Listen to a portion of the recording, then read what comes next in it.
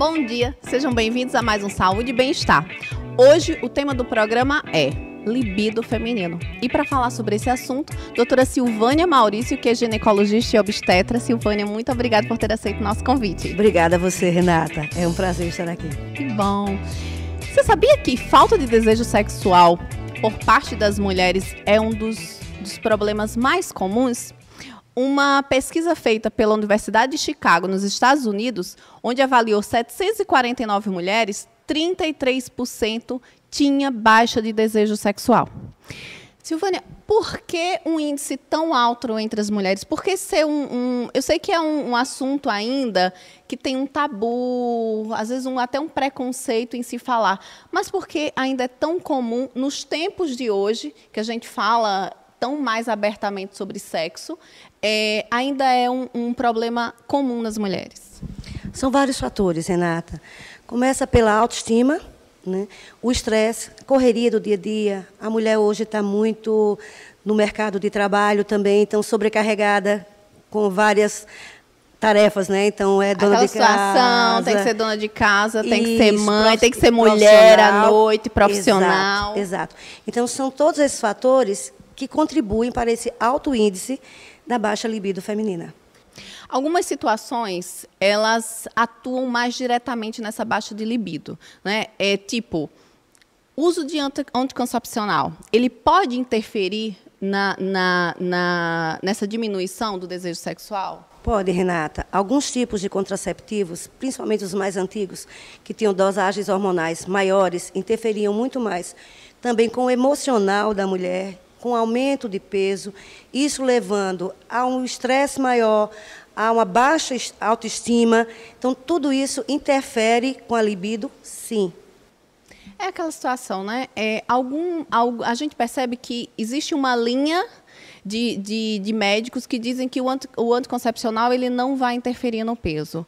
Outros já é uma linha que já pode interferir. Em contraceptivos mais atuais, existem progestágenos que contribuem para evitar essa diminuição da libido, que evitam o acúmulo de líquido que leva ao aumento de peso. Então, em outras palavras, que interferem menos com o peso e com a libido também. Porque o peso está diretamente ligado nas mulheres com relação à autoestima. Com certeza. Eu digo que 10 quilos no homem, ele ainda está ali brincando que ele é só fofinho. 5 quilos numa mulher, a gente já recebe paciente no consultório dizendo que a relação com o marido já não é mais a mesma. Exato. Né? Como você falou em parte hormonal, aí eu já pulo para a gestação. Eu tive uma dificuldade durante a gestação. Então, assim, a minha libido caiu, foi de 100 a 0 em questões de dias. Então, quando eu engravidei, baixou. Então, embora que a gente volta novamente para a questão da autoestima. Eu não tinha uma autoestima, eu achei que eu fiquei muito grande, então quadril ficou muito largo, perna ficou muito grande, então a minha autoestima ela diminuiu. Mas no caso da gestante, é realmente uma questão hormonal que pode levar a uma diminuição da libido ou é uma questão de autoestima? As duas coisas. Tanto a autoestima naquela paciente que não se conforma com a deformidade do corpo, tá? Aquela paciente onde a gestação não é planejada, onde ela não acha bonito o corpo de uma gestante, como também quando a criança é do sexo feminino, tá? Acontece uma maior baixa da libido, porque acontecem mais alterações emocionais. Tá? O hormônio feminino faz com que a mulher também fique mais sensível durante a gestação. Então, ela tem altos e baixos emocionais. E essa instabilidade emocional que ela desconhece é uma coisa assim que abala todo digamos assim, a autoestima, inclusive. E aí ela não consegue. Quando a mulher está grávida de um feto do sexo masculino, ela tem uma testosterona circulando a mais no organismo dela, que, na verdade, é a produção do bebê, e que isso pode levar a um aumento da libido. Então, existem mulheres que, ao inverso do que você passou, também pode ter uma exacerbação da libido durante a gravidez. Deve-se considerar também a importância do parceiro nisso tudo. Era isso que eu estava pensando agora. A importância do parceiro é fundamental. Não é todo homem que aceita, que entende uma situação de uma gestante neste período, ela não procurar com a mesma frequência. Exatamente. E a mulher, na gestação, ela necessita do elogio, ela necessita do aconchego, ela necessita do carinho, do bem-tratar, mais do que em qualquer outra fase da vida dela. Então, se o homem conduz de uma forma adequada, essa mulher vai ter uma libido adequada também. Tá? Ela vai passar por essa fase de forma prazerosa. O que pode não acontecer quando tem um parceiro que, a qualquer choro fácil da mulher, ele vira as costas. Acha que é frescura. Acha que é frescura. Né? E aí é onde entra o homem, que ajuda bastante na questão da libido. Né? Então, é como você falou, se a gente tem um homem carinhoso, que entende, que não vai para os finalmente direto. Então, tudo isso... a gente até estava conversando numa outra situação que você falou, mulher, coração... Assim, eu costumo dizer que o órgão sexual principal do homem é a visão. Eu não, né? Os estudos. E da mulher é a audição. Então, a mulher precisa ouvir. E se a mulher acorda de manhã com o homem só reclamando, só brigando, só queixando... Falando das contas. Falando das contas é um exemplo. Mas, assim, eu costumo dizer que a mulher, o homem, para ter uma boa parceira na cama à noite, ele tem que tratar ela bem o dia inteiro. Então, essa história de você ficar xingando, brigando, reclamando, e na hora H... Chegar em casa, quer que a mulher esteja não lá, vai linda, ter, não bela. funciona. A mulher não funciona assim. Não funciona. Então, a mulher precisa que o homem também perceba que ela cortou o cabelo, perceba que ela está com a roupa bonita, perceba... E elogie. E elogie a mulher o dia todo, sim. Que aí você vai ter uma boa parceira na cama. Com certeza. Vamos agora passar para a menopausa, que aí é uma outra situação, onde há diminuição hormonal. Eu já tive relatos de mulheres de falar assim, meu marido às vezes se incomodava comigo, porque eu procurava mais ele do que ele a mim. E depois que eu entrei na menopausa, isso diminuiu bastante. Qual é essa relação?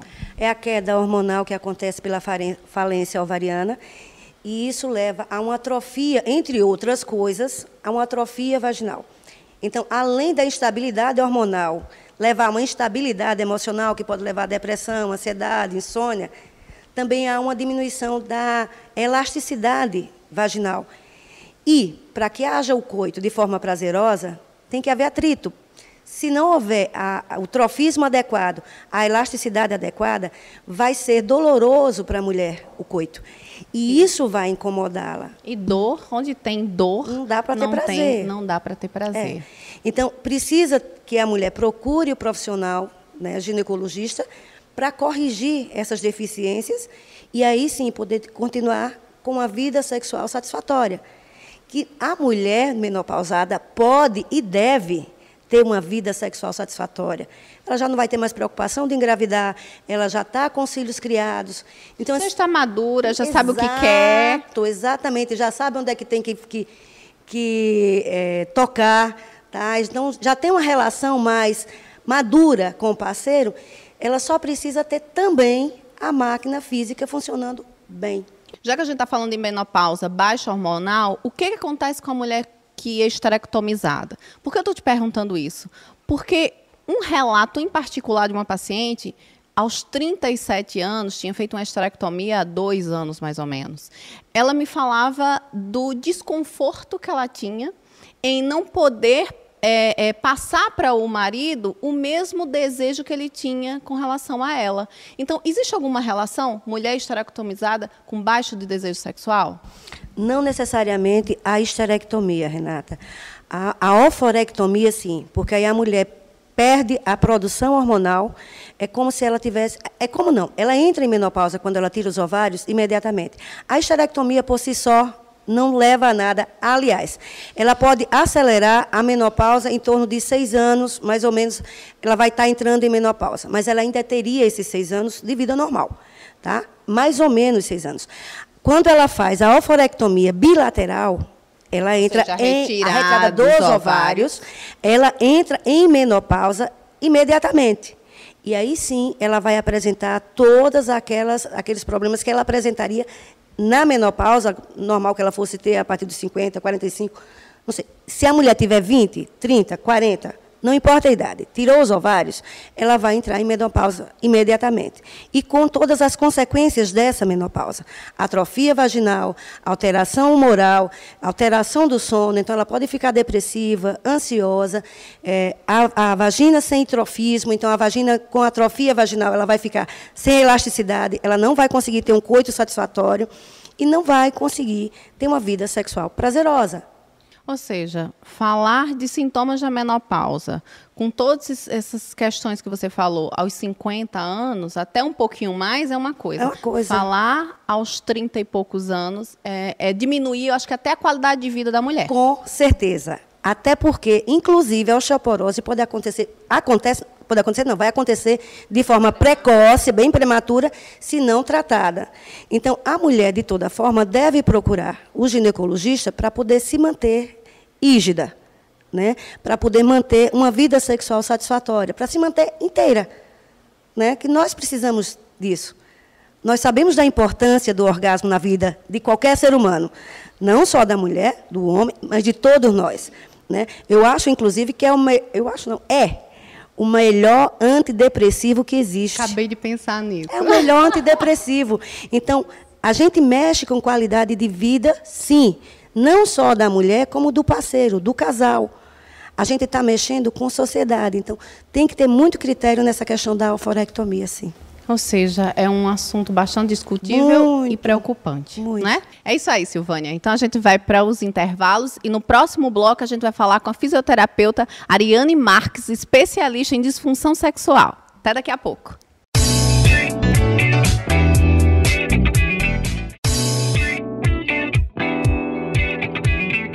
Estamos de volta e agora aqui no nosso cenário com a doutora Ariane Marques, que é fisioterapeuta e especialista em disfunção sexual. Ariane, obrigada por você ter aceito o nosso convite. Eu é que agradeço, Renata. Conhecer o corpo pode ser um divisor de águas quando a gente pensa em aumentar o desejo sexual em mulheres. O que faz a fisioterapia nesse sentido? A fisioterapia pode aumentar, de certa forma, o desejo da mulher, no sentido que ela vai melhorar o trofismo da parte do assoalho pélvico, que são os músculos da vagina, e também em algumas patologias que envolvem a parte de uroginecologia. Uma das mais conhecidas é a incontinência urinária, que tem de alguns tipos, e também vaginismo, que é um tipo de doença, patologia, que causa um certo desconforto à mulher durante a relação sexual, entre outras. A gente estava até falando da gestação, né, Silvânia, e a gente estava falando da questão da vagina da mulher após a gestação, que ela fica mais flácida. Isso. O assoalho pélvico fica mais flácido. Daí a importância da fisioterapia genital, né? E então, uma outra forma, um fato importante acontece também nesse momento para mim, que é o autoconhecimento. Quando a mulher conhece o próprio corpo, ela vai ter condição de tirar mais prazer desse corpo. Então, é importante para corrigir o relaxamento exagerado, digamos assim, ou a flacidez, essa é a palavra. A flacidez pélvica, do assoalho pélvico no pós-gestação, não é independente da via de parto. O parto normal ou parto cesariana, a gestação por si só força muito o assoalho pélvico. Ou seja, a gente sempre pensa que o parto normal, a mulher vai ter um prejuízo maior com relação à flacidez, mas o parto cesáreo também. Também. O parto normal, às vezes, quando bem conduzido, talvez seja até melhor, porque ele se corrige a musculatura pélvica logo no pós-parto, do que a própria cesariana. A questão é a gestação em si, o peso da gestação em si, o quanto a mulher cresce, quanto a mulher aumenta, o quanto força esse assoalho pélvico. Seria similar à musculatura abdominal. Você vê aquela mulher que fica com flacidez abdominal, isso, né? Independente da via de parto. Isso. E aí, como é que você trabalha essa parte de melhora dessa flacidez? Bom, para melhorar a tonicidade dos músculos, a gente usa tanto alguns exercícios na própria clínica, com a máquina específica, com uma potência de acordo com cada paciente, E também alguns exercícios que a gente passa em casa, tais como os cones vaginais. Os cones vaginais vêm com cinco conezinhos iguais a esse, o tamanho é o mesmo. O que muda é o peso. É igual a uma academia. Você vai aumentando o peso de acordo com a tonicidade do músculo, de acordo com como aquele músculo vai conseguindo suportar. Ou seja, introduz na vagina. Introduz, que aqui está amarradinho. A gente introduz na vagina, de acordo com a anamnese que a gente faz, de acordo com a avaliação. E a gente olha a tonicidade, quanto tempo a paciente consegue segurar. De acordo com do que é feito na anamnese, do que é elaborado, a gente passa também o perfil do que é para ser realizado em casa, os exercícios. Ela coloca na vagina, começa com um peso menor e vai aumentando, só que o tamanho é o mesmo. E vai fazendo contrações para tentar segurar o conezinho. À medida que ele vai caindo, ela vai tentando sustentar e isso vai fazendo com que as fibras sejam recrutadas. Tanto de acordo com a paciente, a gente vê a necessidade das fibras tônicas ou as fibras fásicas. Mas ele é realizado dessa forma. Há também um que vibra, que além de ter o pezinho, ele vibra, porque daí a gente já vai recrutar outro tipo de fibra. E qual é o relato da mulher que faz esse tratamento? O relato é muito vantajoso, porque, de acordo com que a melhora da musculatura, aquela tonicidade aumenta, o contato do órgão masculino, o pênis, com a vagina aumenta. Então, tudo aquilo é via sensitiva, né? Se há mais contato, há mais prazer. Porque vamos imaginar uma vagina flácida, como se fosse mais molhadinha. As pacientes relatam como se fosse um saquinho plástico. E o pênis não tem contato, então o prazer diminui bastante, tanto como parceiro como para a mulher, mais para a mulher, porque o homem já teve o seu órgão ereto, tudo mais. Mas para a mulher é ainda mais vantajoso. Ou seja, os conezinhos, eles têm todo esse benefício com relação à melhora do desejo sexual, porque ele melhora a tonicidade, mas a percepção do pênis. Né? Também, maior contato. E também poder sustentar, poder fazer o tal do pompoarismo, que é tão conhecido, que daí já vem outras bolinhas, que já são as bolinhas tailandesas. O que seria o pompoarismo? O pompoarismo é a arte milenar, né, de apertar aquele pênis, amassar. Não é qualquer pessoa, você não vai chegar em casa e conseguir fazer a massagem peniana intravaginal. Não, mas se você fortalecer bastante aquele músculo, você consegue fazer movimentos de contração, relaxamento, contração, de massagear, de rotacionar e fazendo um bom pompoarismo, sabendo fazer de forma correta, o homem pode ter o que a gente chama de orgasmos secos, que são orgasmos múltiplos sem ejaculação. É mais difícil. Tem que ter uma arte boa. Toda a questão de arte e concentração. Muita concentração, ter uma relação boa com o seu parceiro, mas conseguir, se você trabalhar bem esse assoalho pélvico, não só com os cônios, mas com a fisioterapeuta da área de uroginecologia, você consegue. Agora, são alguns meses para ter esse recrutamento no sentido de conseguir apertar, rotacionar e ter esse aumento de prazer, digamos assim. Ou seja, é mais um problema que só um tratamento multidisciplinar, porque não é só a questão hormonal, tratamento ginecológico, psicológico, estético e multidisciplinar. Fisioterapia. Também. Falando em parte multidisciplinar, eu vou chamar o Café com Especialista, que tem uma nutricionista, que é a doutora Sueli Silva, que vai falar sobre alimentos afrodisíacos. Será que tem algum resultado legal? Vamos conferir.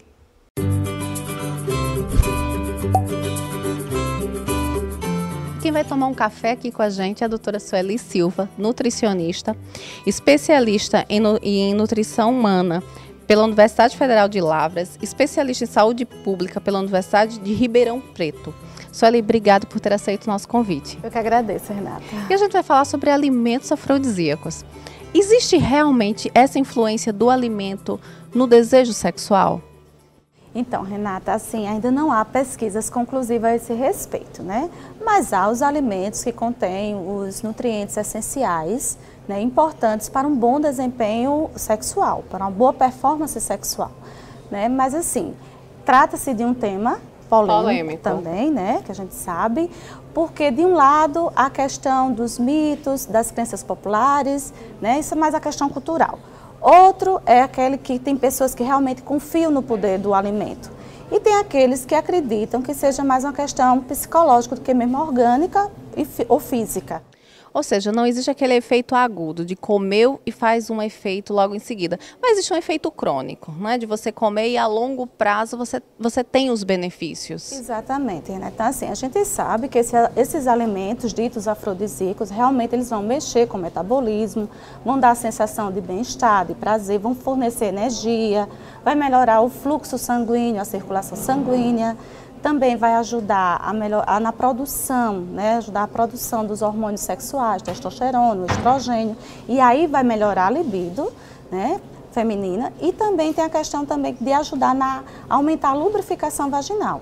Só que, junto de todos esses efeitos, tem que ter alguns fatores que estejam envolvidos, como o aroma do alimento, o formato, o aspecto, o sabor, a cor, né, o ambiente em si, porque aí vai fazer com que haja um bom desempenho, né, melhorar o desejo, na realidade. Ou seja, é aquela situação que a gente come primeiro com os olhos, né? Então, se já tem um alimento que culturalmente a gente, se tem aquela cultura que comeu vai fazer um efeito no desejo sexual, se ele está bonito, se ele está bem servido. Sim. E outro, como a gente tá falando durante todo o programa, se a mulher está bem consigo mesma, sim, se o parceiro é um parceiro que nos trata bem, que tá envolvido nisso tudo, a mulher vai estar bem e é lógico que a libido, que o desejo sexual sempre vai estar em alta. Exatamente. Né?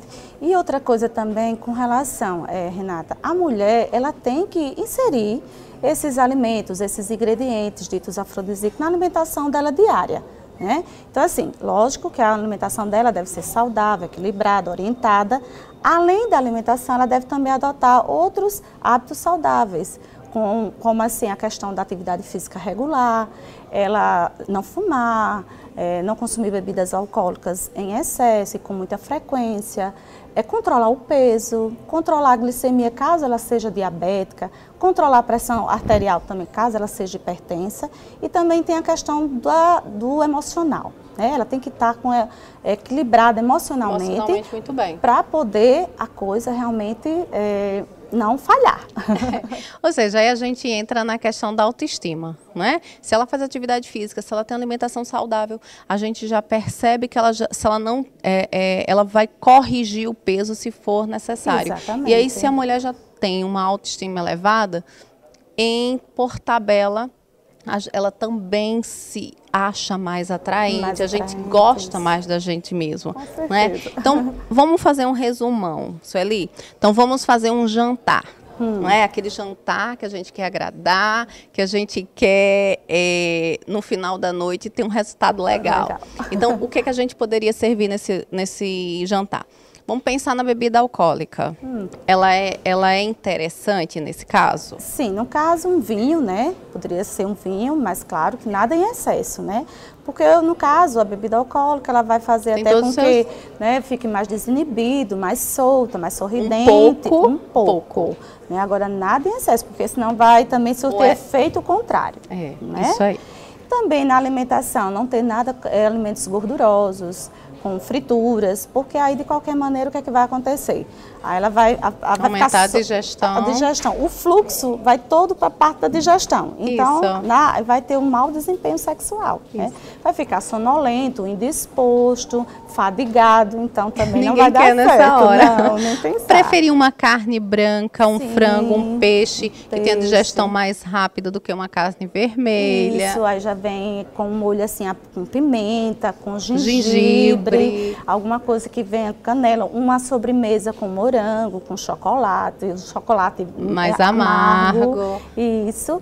Então, assim, né, realmente aí a coisa vai fluir bem. Muito bem. Então, acho que a gente já está começando a ter uma ideia do que seria um jantar que melhoraria até o nosso desempenho, o nosso e do nosso parceiro, Sim, né? Porque se a gente empanturrá-lo de cuidado com batata, não é, Sueli? Cuidado com os feijões, que tudo isso causa gases, excesso de cebola, não é? Que não vai ficar muito atraente no final da noite, tá com um hálito de cebola.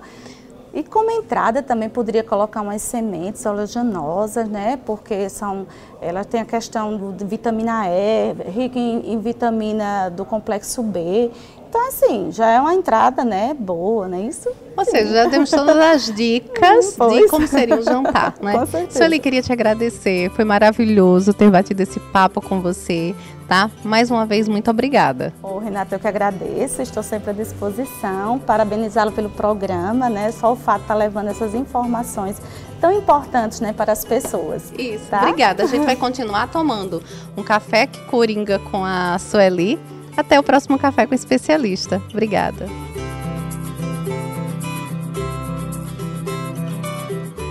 Como foi falado, a alimentação afrodisíaca é mais uma questão psicológica, né? Cientificamente não tem nada comprovado, mas essa questão psicológica é interessante, porque no intervalo aqui, um monte de gente começou, quem tá aí por trás das câmeras, começou a dar as receitinhas. Catuaba, enterra por 7 dias. Então, assim, são 7 dias que você fica pensando em comer ou tomar aquela bebida. Então, é mais uma questão psicológica ao redor da alimentação. Mas é lógico que a mulher, quando tá com peso dentro do peso saudável, se olha no espelho e tá feliz, né?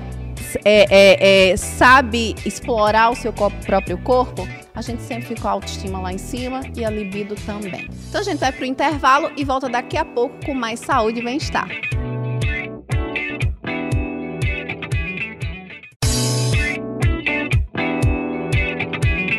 Voltamos com mais um Saúde e Bem-Estar, falando sobre libido feminino.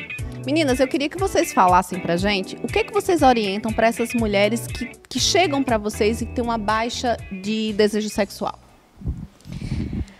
De imediato, vamos ver o físico, o psíquico, né? A relação. É um conjunto de fatores. Então, a gente vai fazer uma avaliação junto com a paciente e corrigir o que estiver errado, o que estiver precisando de correção.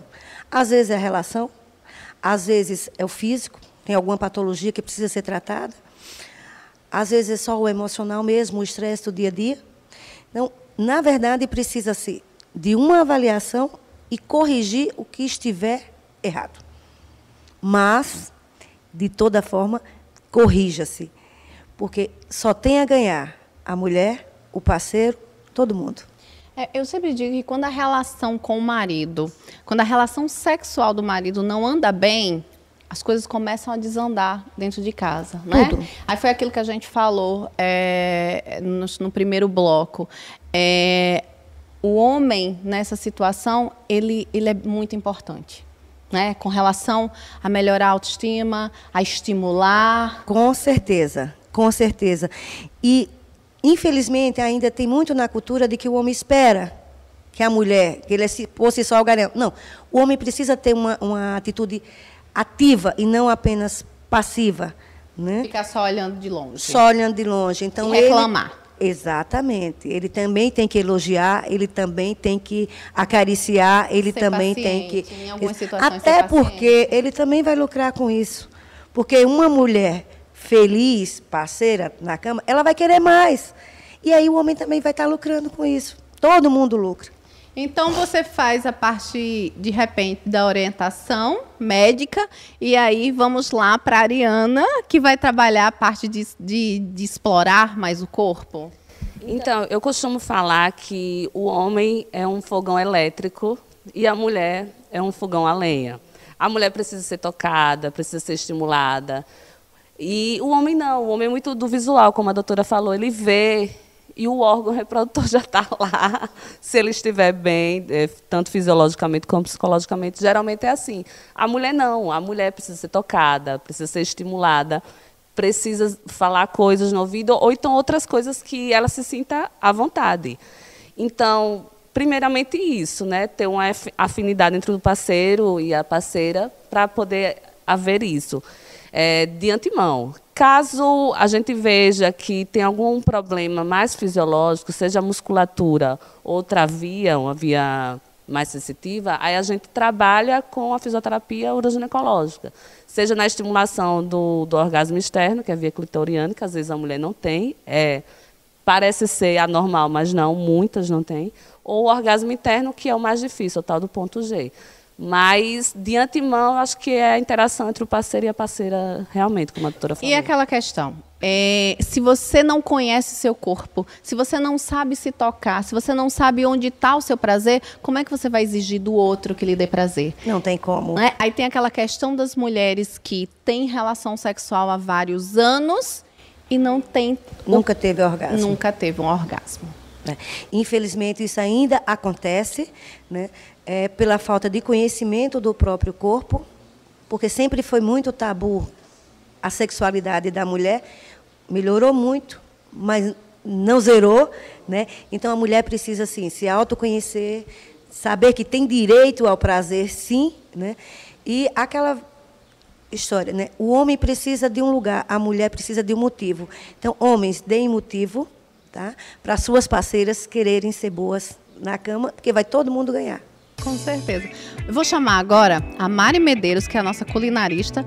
Vamos ver o que ela preparou pra gente. Vai lá, Mari. Se a ideia é fazer um jantar especial, saboroso e prático, hoje nós vamos fazer um filé de salmão acompanhado de um molhinho de gengibre e arroz negro. Vamos lá os ingredientes? Primeiro vamos começar a selar o salmão com um fiozinho de azeite, já basta. Então deixa eu só já colocar aqui antes de acender o fogo.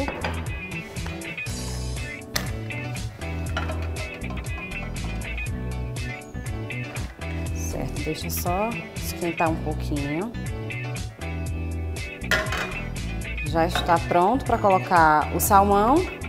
Primeiro, colocar a barriga do salmão, nunca a parte de cima. E agora vamos para o molho.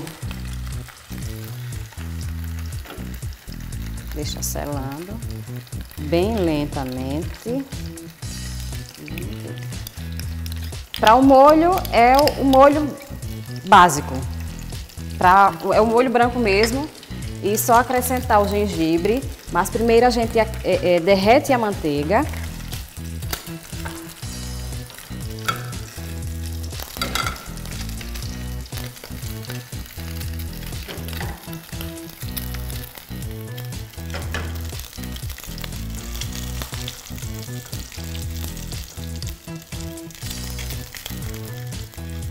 Até para o salmão ele ficar o ponto bem macio dentro, você tem mesmo que selar a barriga primeiro, a parte da pele.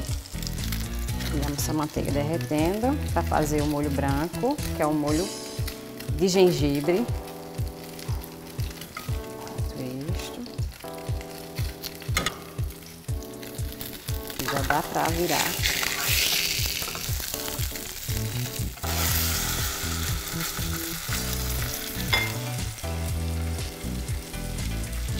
A pele fica bem douradinha e bem pouco tempo da parte de cima, que é para não perder o ponto. Você vê que a pele ficou bem crocante.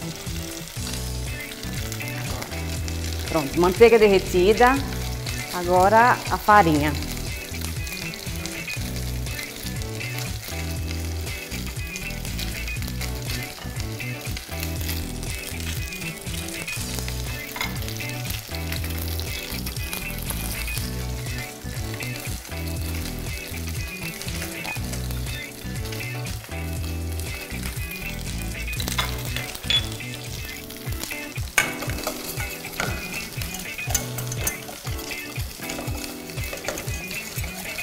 Sempre mexendo para não criar aquelas bolinhas, principalmente por conta da farinha. Derreteu a manteiga, misturou com a farinha, hora de acrescentar o leite. E nosso salmão já está quase pronto. Hora do leite. Colocando aos poucos. E não parando de mexer.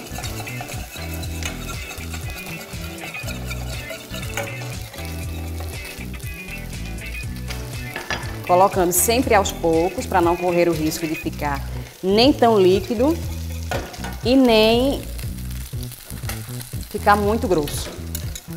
Leite você vai colocando à medida que você vai vendo que o molho vai ficando pronto. Aí você vê se vai precisar de mais leite ou não. Vê que não ficou nada de farinha, nada de resíduo, de excesso, de nada. Tá bem homogêneo o nosso molho. Pronto, deixa eu desligar agora o fogo e temperar. Agora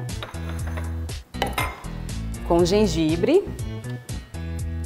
que dá um aroma incrível no nosso molhozinho.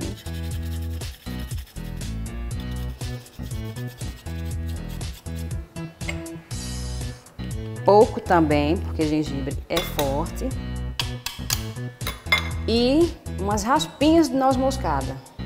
A noz moscada você pode fatiar um pouquinho mais grossa.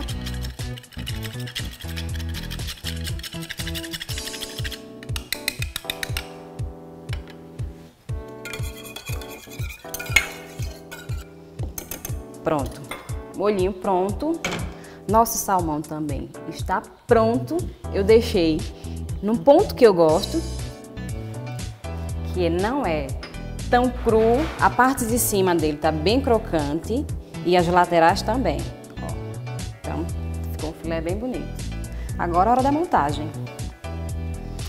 Vamos começar pelo arroz, já que a gente vai colocar ele com uma montagenzinha diferente. Então, deixa eu só preparar aqui. Qualquer suportezinho, tem moldes, tem vários tipos, várias formas que você pode montar.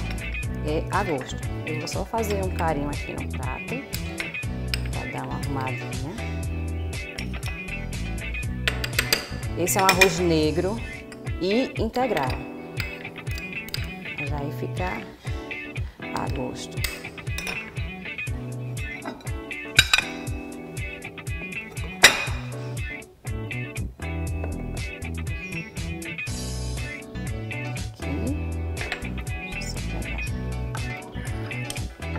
Salmão.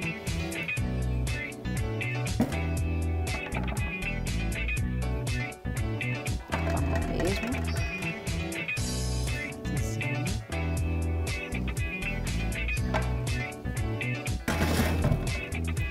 E para finalizar com molhinho de gengibre.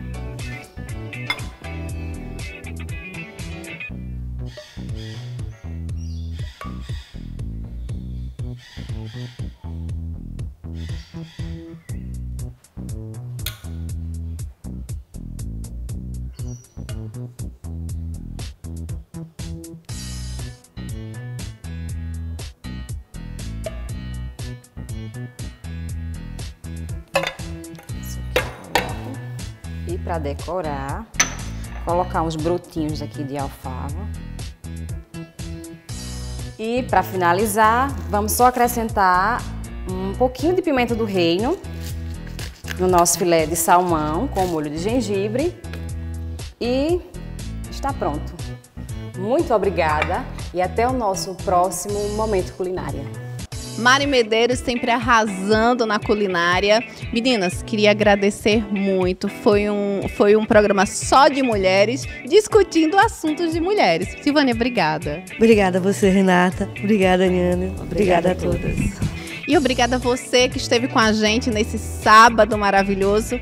Até o próximo programa Saúde e Bem-Estar. Tchau.